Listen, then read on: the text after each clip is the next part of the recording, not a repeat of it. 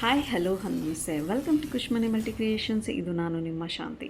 Friends, ಇವತ್ತು ನಾನು ಸಿಂಪಲಾಗಿ ಹೆಲ್ದಿಯಾಗಿ ಹೇಗೆ ದೋಸೆ ಮಾಡ್ಕೊಳೋದು ಅಂತ ತೋರಿಸ್ಕೊಡ್ತಾ ಇದ್ದೀನಿ. ಈಗ ಆಲ್ರೆಡಿ ನಮ್ಮ ಚಾನಲಲ್ಲಿ ತುಂಬಾ ದೋಸೆ ವೆರೈಟಿಗಳು ತೋರಿಸ್ಕೊಟ್ಟಿದ್ವಿ, ಬಟ್ ಅದರಲ್ಲಿ ಇದು ಒಂದು ಸಹ. ಬಟ್ ಏನಪ್ಪ ಅಂತಂದರೆ, ನಮ್ಮದ್ರಲ್ಲಿ ದೋಸೆಗಳನ್ನ ತೋರಿಸಿದ್ದೀವಿ, ಬಟ್ ದೋಸೆಗೆ ಏನೆಲ್ಲ ಹಾಕಿ ನೆನೆಸ್ಕೊಳೋದು, ದೋಸೆಗೆ ಏನೆಲ್ಲ ಹಾಕಿದ್ರೆ ಚೆನ್ನಾಗಿರುತ್ತೆ ಅನ್ನೋದನ್ನು ನಾನು ಇಲ್ಲಿ ತೋರಿಸ್ಕೊಡೋದಕ್ಕೆ ಬಂದಿದ್ದೀನಿ. ಯಾಕಂದರೆ ನಮ್ಮ ವಿಡಿಯೋದಲ್ಲಿ ದೋಸೆದ್ರಲ್ಲಿ ಬರೀ ದೋಸೆದೇ ತೋರಿಸಿದ್ದೀವಿ, ಬಟ್ ಏನೆಲ್ಲ ಹಾಕಿ ಮಾಡೋದು ಅನ್ನೋದನ್ನು ತೋರಿಸಿಲ್ಲ. ಫ್ರೆಂಡ್ಸ್, ನಾನು ಈ ಗ್ಲಾಸಲ್ಲಿ 2 ಗ್ಲಾಸ್ ಅಕ್ಕಿ ತೊಗೊಂಡಿದ್ದೀನಿ, ಮತ್ತು ಅದೇ ಗ್ಲಾಸಲ್ಲಿ ಅರ್ಧ ಗ್ಲಾಸಷ್ಟು ಉದ್ದಿನಬೇಳೆ ತೊಗೊಂಡಿದ್ದೀನಿ, ಮತ್ತು ಅದೇ ಗ್ಲಾಸಲ್ಲಿ ಅರ್ಧ ಗ್ಲಾಸಷ್ಟು ಅವಲಕ್ಕಿ ತೊಗೊಂಡಿದ್ದೀನಿ. ಅವಲಕ್ಕಿ ಬೇಕಂದರೆ ಇನ್ನು ಅರ್ಧ ಗ್ಲಾಸ್ಗಿಂತ ಇನ್ನು ಸ್ವಲ್ಪ ಬೇಕಂದ್ರೂ ನೀವು ಜಾಸ್ತಿ ತೊಗೊಳ್ಬೋದು, ಚೆನ್ನಾಗೇ ಇರುತ್ತೆ.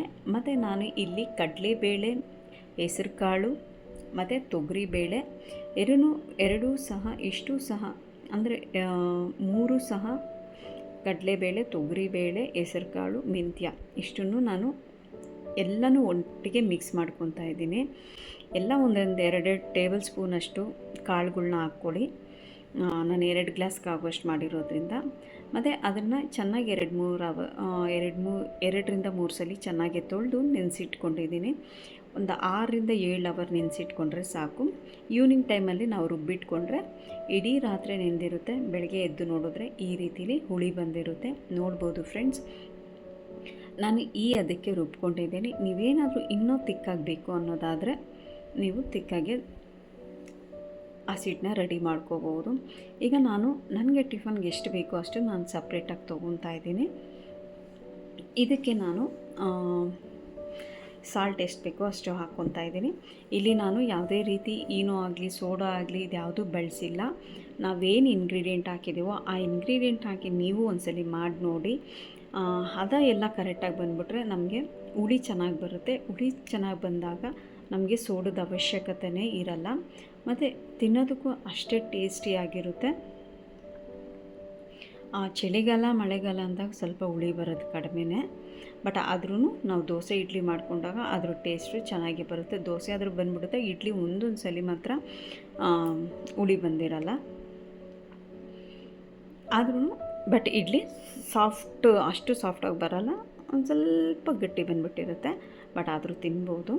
ಫ್ರೆಂಡ್ಸ್, ಈಗ ತವಾ ಬಿಸಿ ಆಗಿದೆ. ತವಾ ಮೇಲೆ ಸ್ವಲ್ಪ ಎಣ್ಣೆ ಹಾಕ್ಕೊಂಡು ಸ್ಪ್ರೆಡ್ ಮಾಡ್ಕೊಂಡಿದ್ದೀನಿ.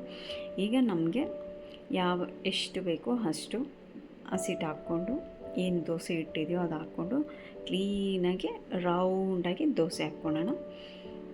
ಇದು ನಮ್ಮದು ತವಾ ಸ್ವಲ್ಪ ದೊಡ್ಡದಿದೆ, ಅದರಿಂದ ನಾನು ದೊಡ್ಡ ದೋಸೆ ಹಾಕ್ಕೊತಾ ಇದ್ದೀನಿ.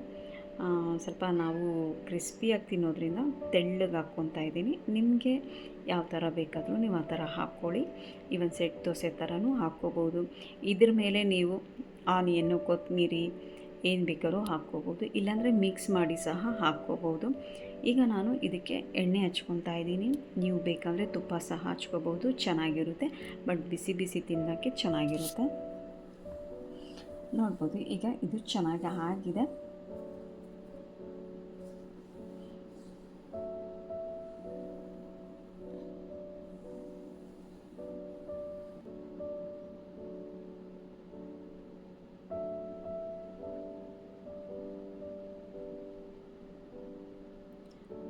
ವಾವ್, ನೋಡಿ ಎಷ್ಟು ಚೆನ್ನಾಗಿ ಬಂದಿದೆ. ಮತ್ತು ನಾವು ತವಾನೂ ಅಷ್ಟೇ ಮೀಡಿಯಮ್ ಫ್ಲೇಮಲ್ಲಿ ಇಟ್ಕೊಂಡಾಗ ದೋಸೆಗಳು ತುಂಬ ಚೆನ್ನಾಗಿ ಬರುತ್ತೆ. ಹೈ ಫ್ಲೇಮಲ್ಲಿ ಇಟ್ಕೊಂಬಿಟ್ರೆ ಅಂತೂ ಒಂಥರ ಸೀದೋಗಿರೋ ಥರ ಬ್ಲ್ಯಾಕ್ ಥರ ಬಂದ್ಬಿಡುತ್ತೆ. ನೋಡಿ ಫ್ರೆಂಡ್ಸ್, ಎಷ್ಟು ಚೆನ್ನಾಗಾಗಿದೆ. ನಾವು ಸ್ವಲ್ಪ ಕ್ರಿಸ್ಪಿಯಾಗಿ ತಿನ್ನೋದ್ರಿಂದ ನಾನು ತೆಳ್ಳನೇ ಹಾಕ್ಕೊಂಡಿದ್ದೀನಿ. ನೋಡಿ ಎಷ್ಟು ಚೆನ್ನಾಗಿದೆ, ಬಟ್ ಇನ್ನೂ ಕಲರ್ ಚೆನ್ನಾಗಿ ಬರುತ್ತೆ. ನೀವೊಂದ್ಸಲಿ ಟ್ರೈ ಮಾಡಿ ನೋಡಿ. ನೋಡಿ, ಆ ತಟ್ಟೆಲಿ ಸರ್ವ್ ಮಾಡಿದಾಗ ಅಷ್ಟೇ ಚೆನ್ನಾಗಿ ಕಾಣಿಸುತ್ತೆ. ಈವನ್ ತಿನ್ನೋದಕ್ಕೂ ಸಹ ಅಷ್ಟೇ ಚೆನ್ನಾಗಿರುತ್ತೆ.